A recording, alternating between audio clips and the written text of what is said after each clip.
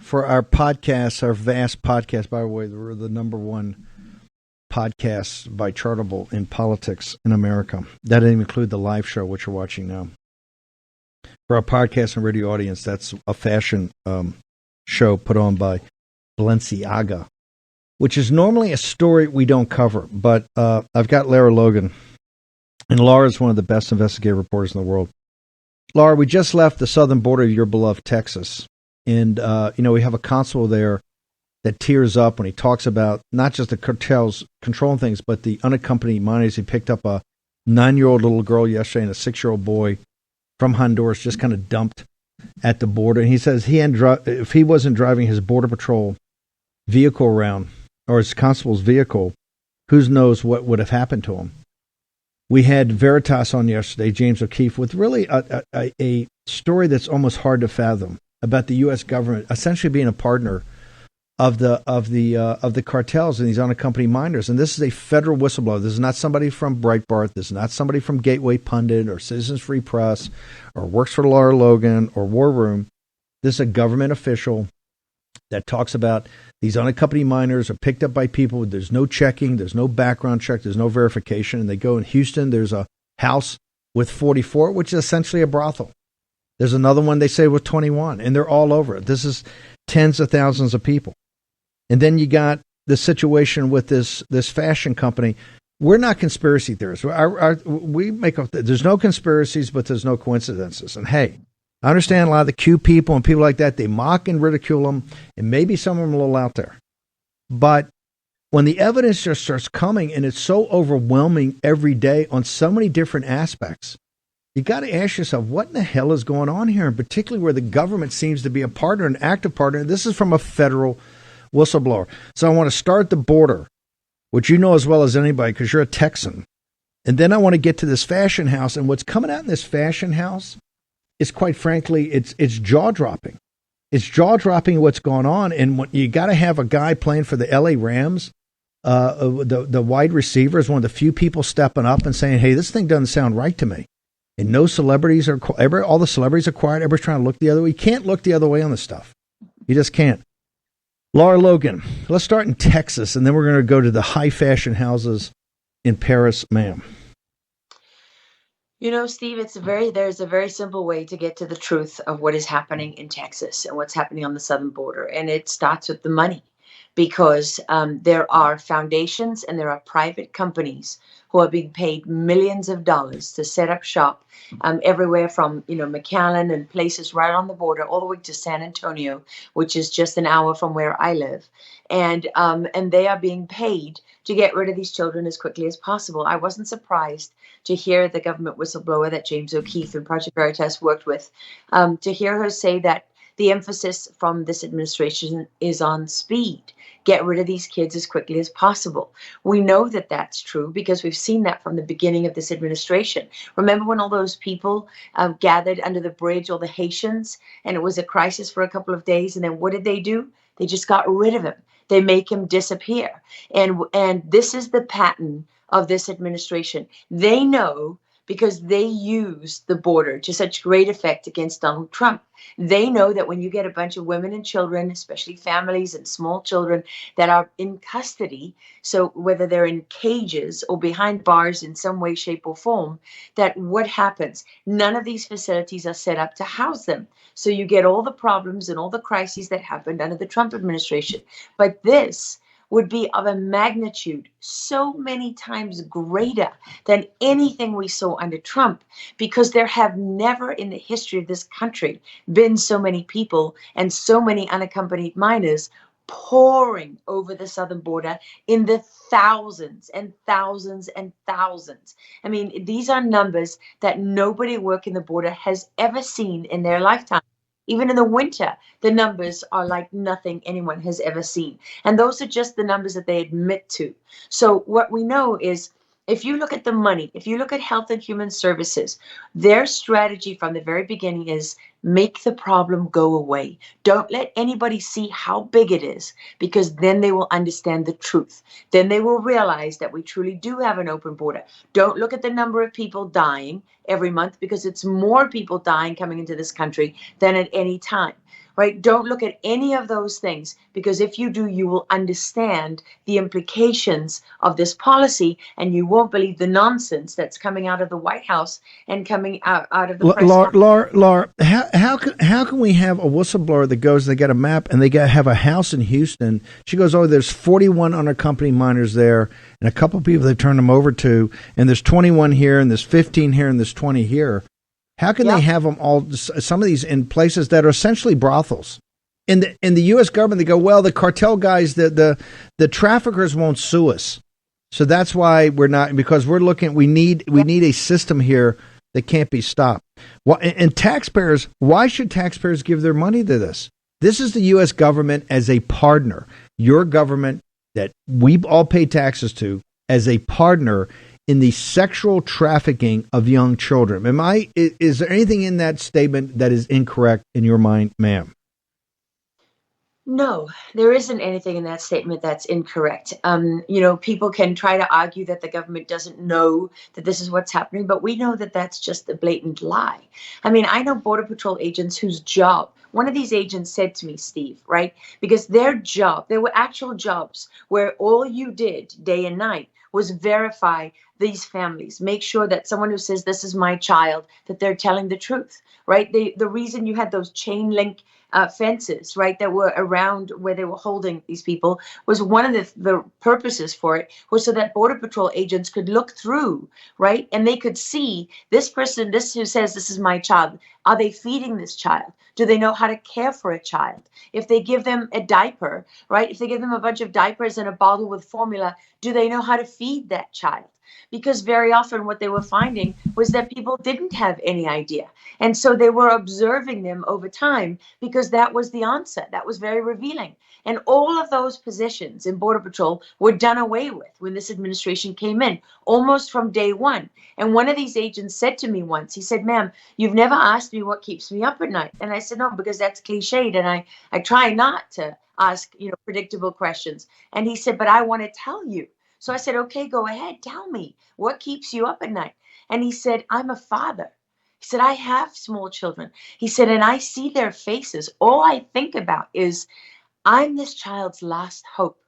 After me, I mean, it's certain death, right? Because you're going to be raped, you're going to be tortured, you're going to be, traded for whatever purpose that the cartels want.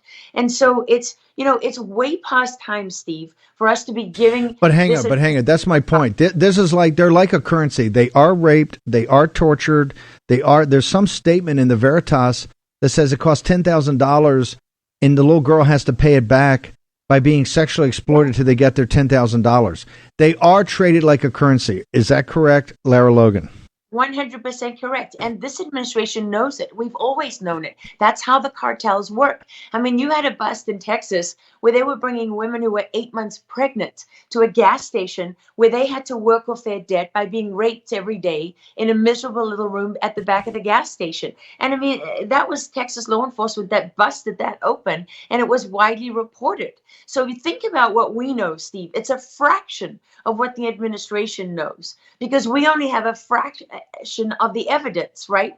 So they know that when they open the border, the cartels are the ones making the money. They know that the people are being, if not trafficked for sex, they're being trafficked for their labor or trafficked for debt slavery. We know because it's been reported. NPR, I think it was, did a documentary all about how the cartels will go, they'll take the title of your land, back in Guatemala or wherever it is you come from. They'll take everything from your family back there. They destroy these families on both ends, right? Not just back home there, but also right here in the United States. And we know from the beginning of this administration that they've been moving kids in the middle of the night. I know an organization that went up and filmed it in Tennessee. The police were right there on the runway.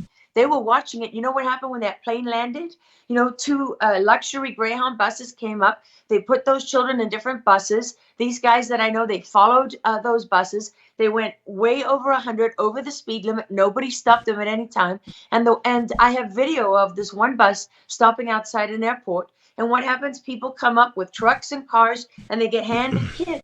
There's 2 kids, 3 kids going with this guy, with that guy. I know a guy working for an organization, a company that was paid money to give these kids away. And he said to me, he was very senior in Homeland Security investigations before he took this job. And he said to me, Lara, we're handing these kids over to people we have no idea who they are. Jaco Boyens, a very well-known counter-trafficking person whose sister was a victim of trafficking. He went on Tucker Carlson's show. He's been talking about this. I talk to him fairly often. And he said they are literally paying people, paying private companies to take these kids. They don't care if they're giving them to known pedophiles. They know they're giving them to criminals sometimes, and they don't care, because the well-being of these children is not their objective. We know that the cartels, this is the #1 destination in the world right now for sex trafficking. Every sex trafficker, every criminal organization, and the cartels, they have never been making more money. The legacy of this administration is that they have made the most violent and evil criminal organizations on the face of the earth richer and more powerful than they have ever been. And we need to know from the Biden administration, why is it that they opened the doors to the cartels? Because the reality is, when you open the doors, you open them for everybody. And you're not doing anything. We don't hear them talking about the threat of these cartels. We don't hear them saying this is a national security issue. We don't hear them saying that we're concerned about the well-being of these kids. We don't. What we know from whistleblowers, and I know from sources, and we know from Project Veritas, is that the strategy is get rid of these kids as fast as possible. Don't let anybody see the problem, and we don't care what happens to them. And by the way, yes, we are using your tax dollars to make this happen. We're doing the traffickers' job for them, because they have to get the kids to the border. But as the Project Veritas whistleblower said, then we do the job for the traffickers and send the kids where they want them. Okay. Let me go. I want to go from the toughness and grit of the southern in the Rio Grande Valley in southern Texas, in this border where these kids are coming across hundreds or thousands of miles of some of the toughest terrain on earth with some of the baddest hombres on earth, to high fashion houses in Paris. Selma Hayek's billionaire husband, Pagno, owns the company, the holding company that owns was it Balenciaga, this huge fashion house? Mm-hmm. And the controversy around this is stunning, because you're talking about, and they're trying to spin it, you're talking about the top designers, the top photographers, and people have to know these brands, there's more work that goes into shooting these brands than goes into launching the Apollo missiles. Okay? Every detail is argued about, because it's all about brand management. You've got perfect lighting. The people are paid a fortune. The lighting's perfect. The sets are perfect. I mean, this is the equivalent of shooting motion pictures today, right? You got the top photographers. You have the top designers. You have people that just do set design. You have people that do the food design. You have people that the hair and makeup. Everything is the highest quality in the world. This is a brand that does, I think, $2 billion in revenues a year. This is a major high fashion brand. You're not going to find this in Walmart. This is high fashion for the elites of the world. The people associated with this, Selma Hayek, her husband owns it. You've got Kim Kardashian has a massive deal with it. Nicole Kidman is going to launch the 2023, I think, spring fashion whole thing is around Nicole Kidman. These are the top people paid the biggest dollars with the biggest agents, biggest managers. So there's no surprises here. When people are involved in this, they tell them exactly what's going to be. So people are sitting there and go, everybody now is like, I'm shocked. I'm surprised I didn't know this is going on. That is a total bald-faced lie. That's not the way the world works. I financed for 20 years in Hollywood and around Hollywood, films and marketing plans, stuff like that. These are maniacally focused in details. Tell us what's going on. How do you have this thing essentially about, it looks like the sexual, not just sexual exploitation, but the sexual torture of a sadomasochism around tiny children? Lara Logan. Steve, it's really interesting because on the one hand, I watched a few of the women from The View trying to blame this on conspiracy theorists and right-wingers and QAnon. And it really disgusted me because you never hear these people talking about the children. You never hear them addressing the issue of substance. And the only thing that matters here are the children. So, they want to explain away, well, what happened here is Balenciaga is doing commercials. And what do they have? They have these teddy bears that have got bondage, and they've got children in these commercials. And people say, oh, well, they made a mistake. No, somebody had to think up that ad campaign. It was discussed at meetings. Long before they got the photographers in there, the senior stylist at Balenciaga was talking to the designers and was talking to the owners of the company. You have the front management teams, right? You have the people who do the social media. You have the people who do the branding. I mean, you literally have a small army of people who make these decisions. The photographer is very often the last one who actually counts. And then when you start to peel back the layers and you see that, oh, well, this senior stylist at Balenciaga is responsible also for, she does some work at Adidas, and you take a look at her Instagram account. Well, here's something common. That Instagram account has now been deleted, but it is full of satanic symbols. There are other pictures of teddy bears in bondage. There is a photograph of a murder scene in a child's bedroom with blood everywhere. There's, pictures like this one that have emerged since this was being reported. And there's also, it's not just this one fashion shoot.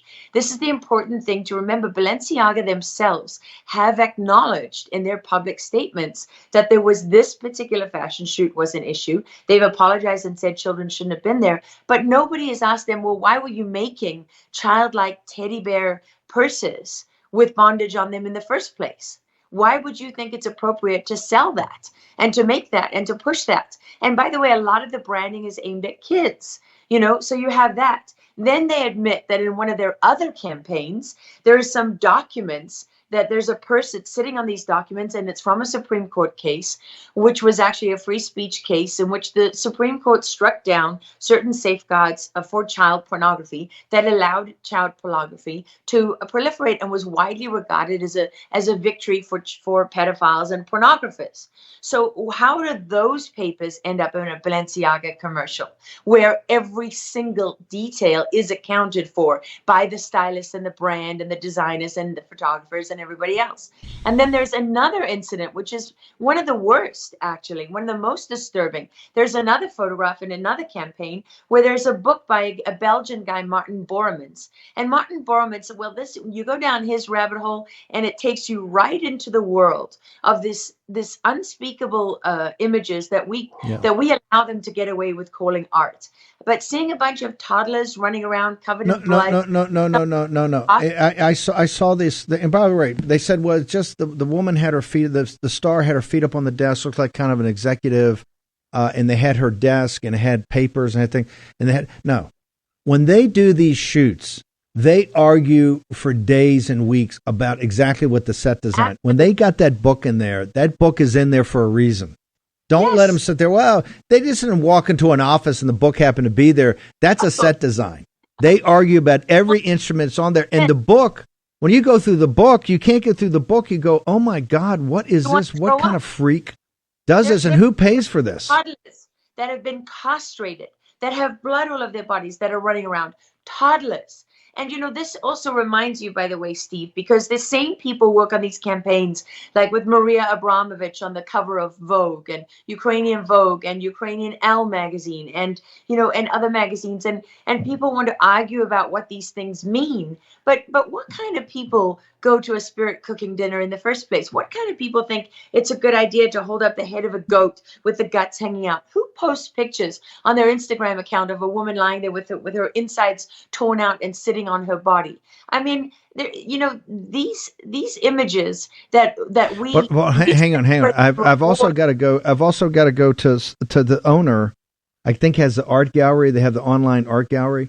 The images are so horrific that not only can we not show them on the show, you don't even want to discuss them. And it's like, look, I am not a conspiracy theory person, but when you start to see the evidence that you've got the U.S. government from a federal whistleblower that is telling you that, hey, we're essentially turning these kids over, the sex trafficking is out of control. And I've been on the southern border and built part of the wall right where they brought them across to stop it.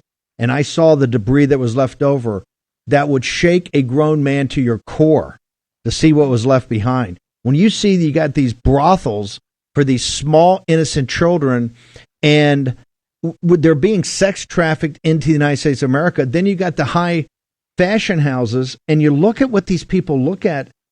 Hey, you can mock the Q people all you want. You can mock these people that maybe not even the Q people would talk about this. You mock them all they want. But they're bringing receipts right now. This Balenciaga thing, I think, strips a Bannon. And the fact that the Kardashians of the world and the Nicole Kidmans of the world and people associated with this brand are not immediately saying this is outrageous and I will never take money from people that do that, calls into question the entire system. Because remember, Lara, they have CAA, they have all the managers, the same people making the film, the groomer film for Disney over the weekend that flopped. That Iger comes in and says, hey, we're not stopping, we're going to even make more. It's all of a piece, okay? They're spending hundreds of millions and billions of dollars on this thing, and they have agents and they have managers, and this is all discussed. This is not random. Okay, no. This is, and I'm not saying it's coordinated, but I'm saying the evidence is there for normal people to sit there and stand up and say, hey, I want to see more facts, evidence. There ought to be a massive federal investigation on this one. The first thing the Republicans should do in the House, this has to be investigated because this is now, we know, being paid for, at least part of it, by tax dollars. Lara, your thoughts. The Republicans know. And they have known for as long as the Democrats know. So it's time for them to do something about it instead of just talking about it. And you're right. Everybody at Balenciaga knows. Everybody knows because they've created a culture where it's completely acceptable. And so they don't think twice about it. And usually nobody calls them out. But you're right. It is coming out now. It's coming out and people are paying attention. And you know what? Nobody cares anymore. You can call me QAnon all day. You're like, I don't even know. I've never even been on those sites. I don't even know what those Q drops and all that stuff is. I don't even know what it is. I don't need to go on there to know that what you are doing and what you are pushing is wrong. And for example, there's other people like Shane Dawson. He was a guy on YouTube and Instagram. I mean, he had 22 million followers. When you have that many followers, you have the entire force of the brand behind you. From the people who write the algorithms to the front office and so on. You've made millions from that person. And he was taken down because he was promoting pedophilia and, in fact, even zoophilia, by the way, which is a term they've come up for sex with animals, for bestiality. And, my children tell me about this because they hear about it on TikTok and on all across social media. So this is prolific. It is not isolated to Balenciaga and Adidas and this set of designers. It is all over social media and also our entertainment studios and so on. And when you start to peel back the layers and you realize how horrific it is. I mean, we are now talking in the age of technology. We are talking about the scale of this that the world has not seen before. You can connect anyone on the dark web, and pedophiles and people who believe in sadistic pornography and snuff films. We've created massive communities. And you read about these operations in Australia and in the UK and in the US where they take down hundreds and hundreds of people involved in these rings. And what you know is that there are just tens of thousands more. And we're not doing anything about it. And in an age where, look at what Elon Musk has done at Twitter. The moment he comes in, the three main handles on Twitter that, according to one child trafficking survivor who works on this day and night, those were the three main handles that were trafficking kids on Twitter. And Musk cleaned them out like that. In the digital age, there is no excuse for allowing this stuff to proliferate. Excuse. And we've got to stop and get away with it. I'll leave you with this thought, Steve. Look, I watched an interview where people explained how in the satanic religion, when they tell you what they're doing, there's many reasons for it. But one of the most important reasons for it is that when they show you and tell you what they're doing and you don't do anything about it, you don't object, you don't stop them, you don't say that you have a problem with it. Well, that is regarded in their religion, in their ideology, as being consent. So they see that we are all complicit. Yeah. We are all giving our consent into all of stuff because we're not doing anything about it. Here in the war room, we do not consent. Okay, this is outrageous. Federal agents ought to be shutting down those safe houses right now in Houston. Lara, we got to jump. Lara, how do people get to you? What's your social media? Follow the money. Start asking all your friends, in government, all those influential, powerful people, ask them about the money paid to all these companies and to these NGOs. And you can, people can follow me on Locals, on Truth Social, and on Twitter for now, as long as Musk is behaving, and soon on LaraLogan.com. Look forward to it. Thank you very much for joining us. Okay, we're going to go to the border of Ukraine and then to the Commonwealth of Pennsylvania. We will tie all this together next in the War Room.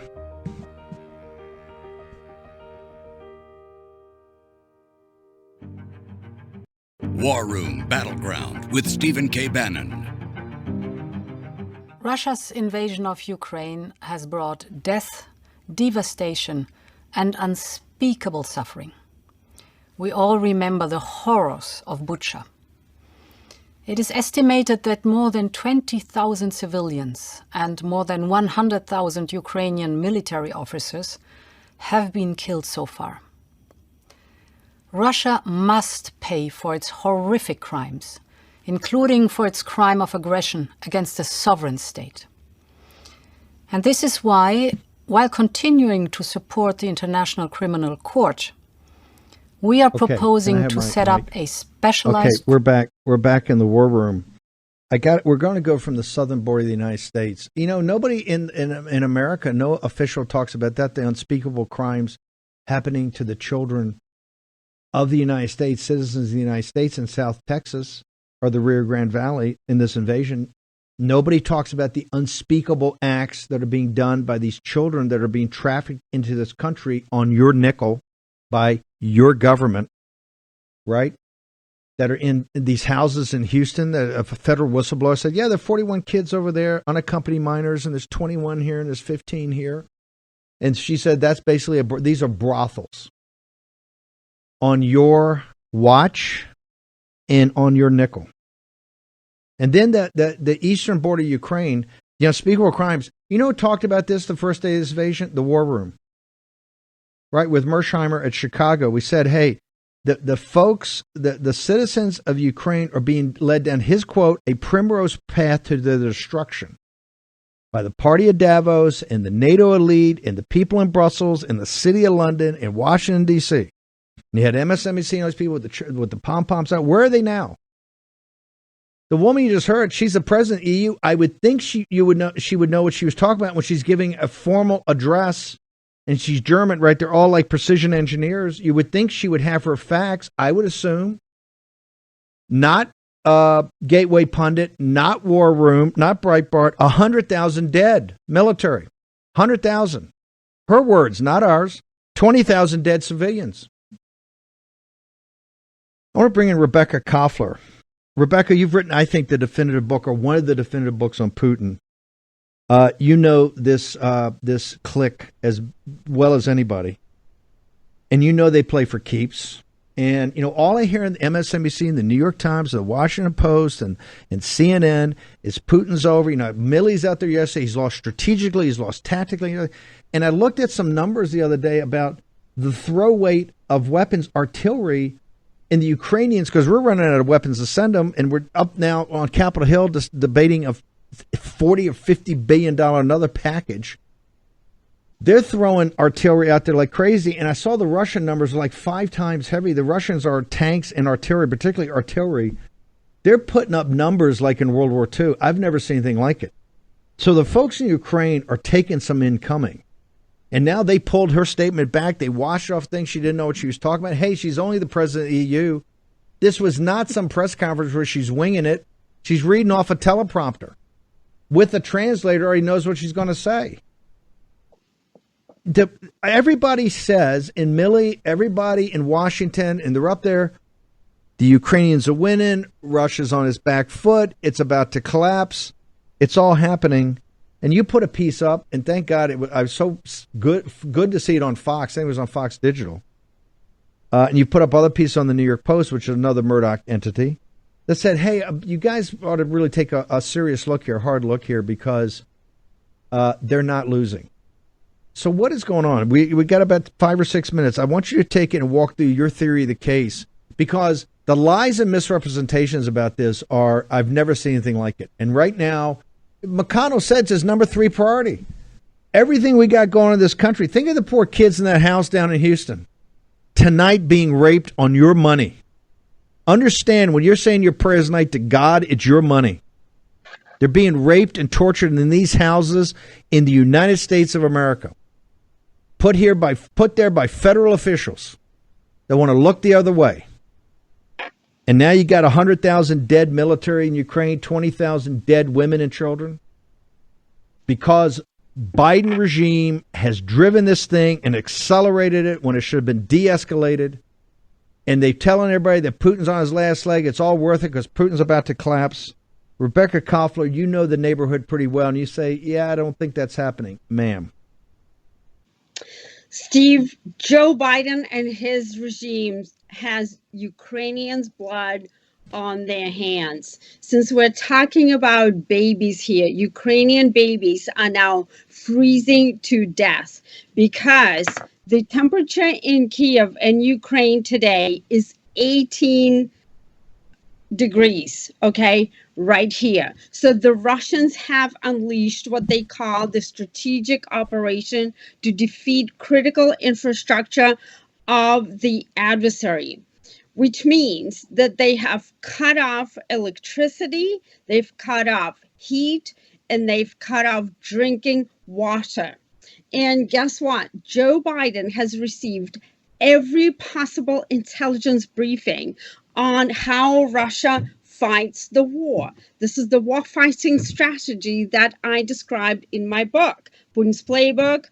And every possible combatant commander, including the European commander, the 4-star general, I personally briefed, including in the run-up to Russia's invasion of Ukraine. So Washington knew all of this. President Obama knew all of this, and yet he decreased the force posture, the U.S. force posture, which invited Putin to act and to invade Ukraine. This would have never happened under Trump.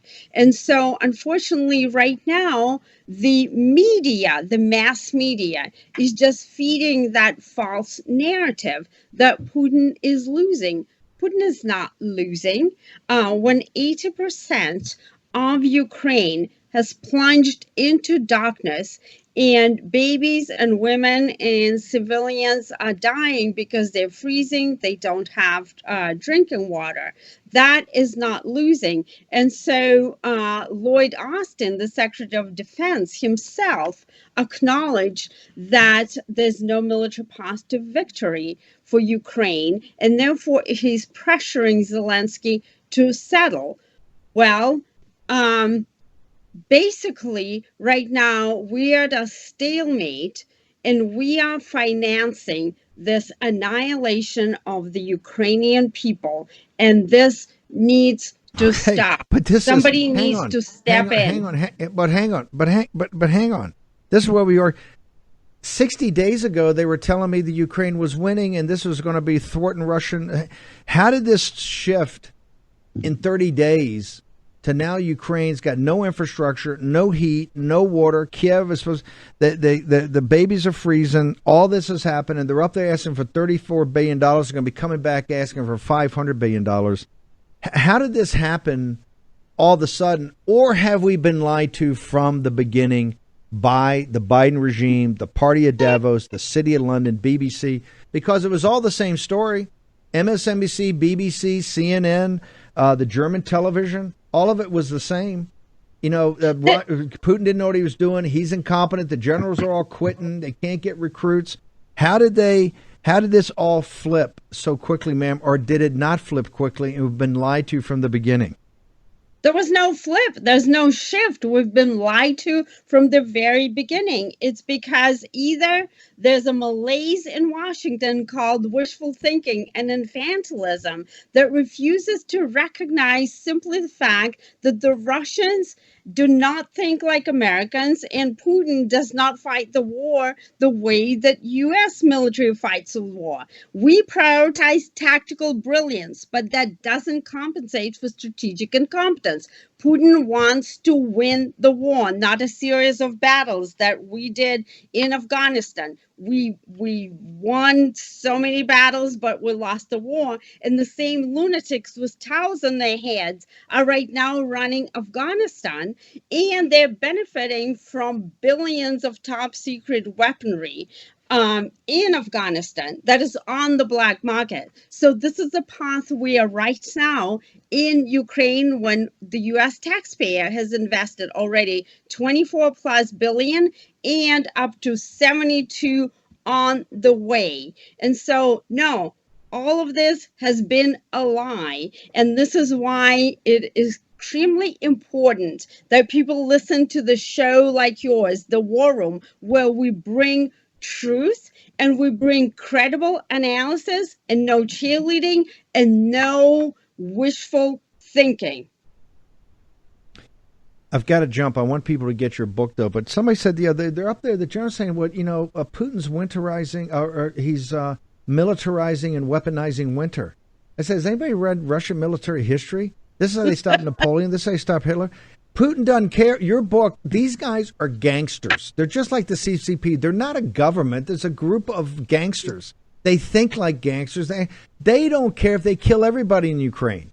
This is why we've been de-escalation, because you're going to get to the same point in a negotiation. You know what you're going to have? You're going to have 150,000 dead Ukrainian men in the prime of their life. And you're going to have, the Pentagon already says it's 40,000. They're saying 20,000. You're going to have another 50,000 dead women and children. You're going to have 200,000 people dead and get to the same place. And I'd like to have them have a say-so. How would they vote? You know what they would vote for? Not to give their lives to this, okay?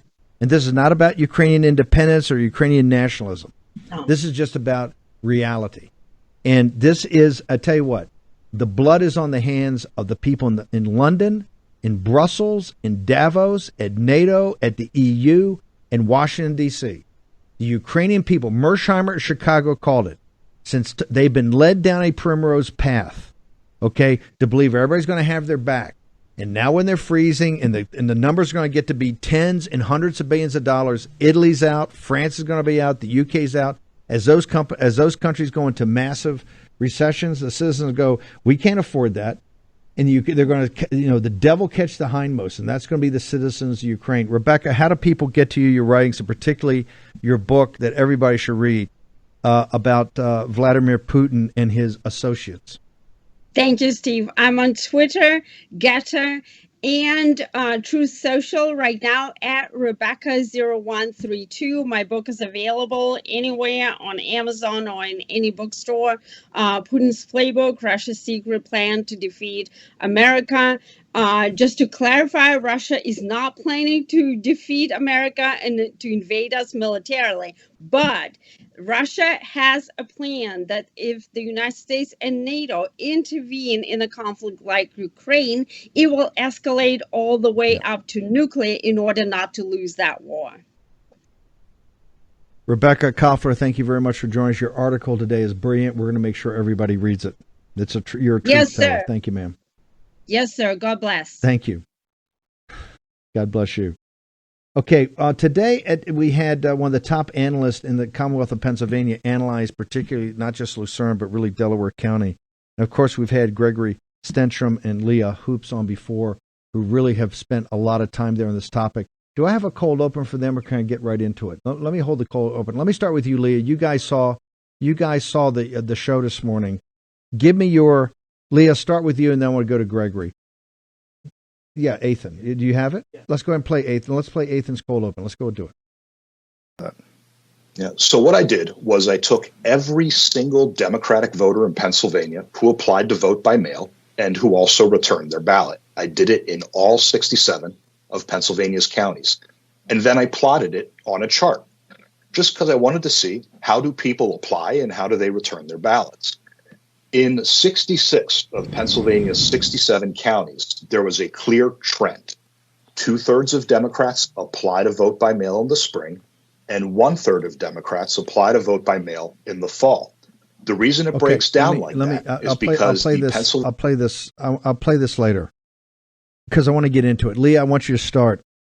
He's making the case that they just outwork people. They used to be a Republican, solid Republican county and kind of the bedrock of how do you win in Pennsylvania, but that it flipped through the hard work of the Democratic Party and sending more people up. And we just have been slow off the trigger, and we got to get better, and we got to get more populous. He had some very compelling arguments.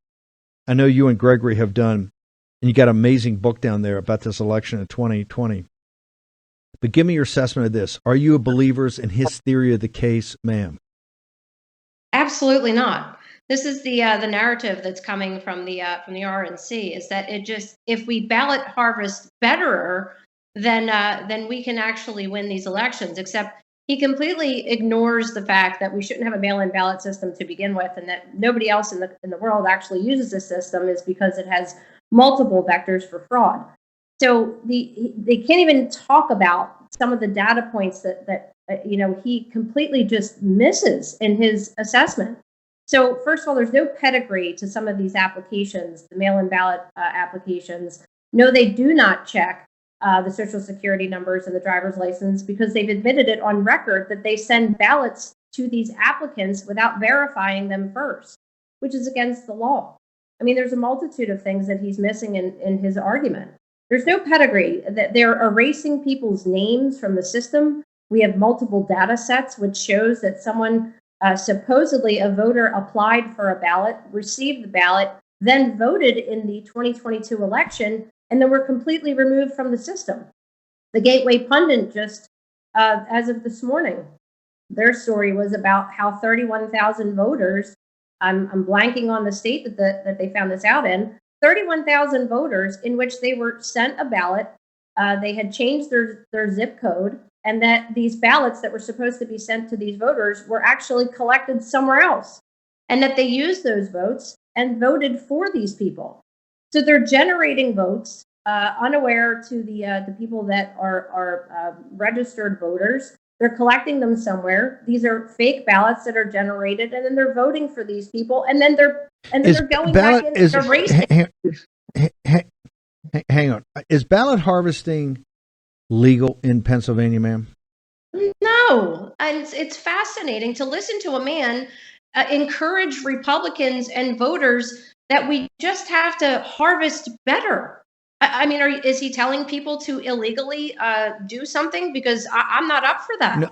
And as of today, President Trump said, I don't think they are. I think people have been so frustrated by Nevada, by Arizona, and particularly Pennsylvania. I think people are being driven to say, "Hey, Leah, you're in the vote business. The Democrats are in the manufacturing and distribution of ballots." And from John Fredericks to Athen to others, they're saying we got to be in the ballot business because right now we're in the wrong business. They're in the business that's winning, and the Pennsylvania legislature is not going to change this You're not going to get the machines out. You're not going to get that out. I'm not trying to make his case, but I'm saying what they're arguing. You don't agree with that? No, Steve, this is why we're in this position to begin with, is because the RNC, which is a corporate body, has stood back for decades and just using awful strategies. And they stand there and they do absolutely nothing to fight the mail-in ballot system, or they voted in like they did in Pennsylvania. This is their fault. And now they're saying it's the voters' fault, and that we just need, if you can't beat them, then you join them. Well, that's exactly why we have communists sitting in Congress. Hang on one second. Let me go to Gregory. Gregory, you heard it this morning. I take it you don't agree with that either, sir? Not at all. Leah and I are experts. You just said it. You introduced Athen as a foremost expert. Leah and I are from Delaware County. We are experts. We've written a book, and we're working with experts throughout the country. And Athen Kutza whatever, who's a shill for the GOP, comes out and he's blaming the voters for the ineptitude of the GOP and the cowardice of the candidates who have conceded, and saying, hey, it's your fault, voters. You didn't come out, and the Democrats cheated better than we could. It's a ridiculous argument. We've had the evidence for 2 years. We wrote a book. We basically said they substitute fake ballots for real ones. We know how they do it. We can talk about that. You can read the book. Please buy it, parallelelection.com. We've laid this out. It's been out there for 2 years. And we have hard physical evidence. This guy comes out and he says, I did an analysis on a couple of database spreadsheets, and I've got all the answers. This is a guy I haven't heard of for 2 years. He's your expert? No, I don't agree. By the way, if you listened, I didn't say, I said he was an analytical expert for analytics, for statistics, not. You guys are the guys that know it. People, let's go back and talk about the book. We only got a minute. People got to get this book. The book's quite shocking, and you guys deliver the receipts. I think the question people have, it happened in Delaware County again. What I'm telling the audience, you got Lucerne that's not going to certify because they didn't have printed ballots. If we don't get sorted, Delaware County, Pennsylvania, people should understand, I don't care if you have Ron DeSantis, Donald Trump on a ticket, whatever. If you don't get Delaware County, Pennsylvania, and Arizona, there's no way on God's green earth you're going to win the presidency. It's just that simple. And you know who knows it? The Democrats, Mark Elias, and these guys know it. What's the title of the book? I want everybody to get this book. Give me the title again.